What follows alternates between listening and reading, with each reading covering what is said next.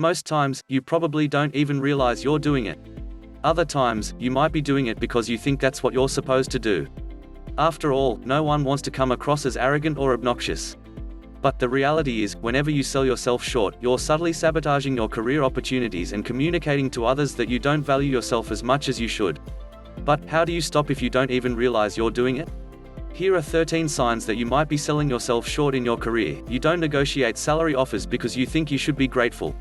You're asking for too much by negotiating a higher salary. You don't believe you're worth more than what you're offered.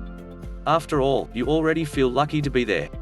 You lowball yourself when applying for jobs. Even though you know you're ready to take your career to the next level and know you're qualified for the roles you want, you keep applying to jobs you don't want because you think they're easier to get. You downplay your experience in interviews because you don't want to come across as if you're bragging. Instead of telling stories, giving examples, and painting a clear picture of your experience, you downplay what you can do and hope your resume speaks for you. You see your experience as boring and uninteresting, while others find your career interesting. While others see your experience as diverse, you see your experience as inferior simply because it's different. Especially if you're looking to make a career change, you disqualify yourself from jobs instead of leveraging the unique experience you do have.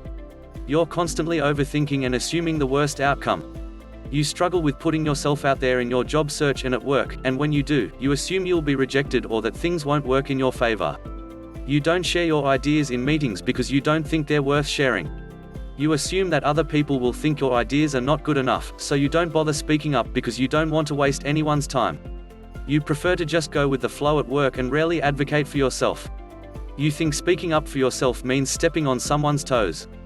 You'd rather make sure everyone else is comfortable, even if that means glossing over your needs.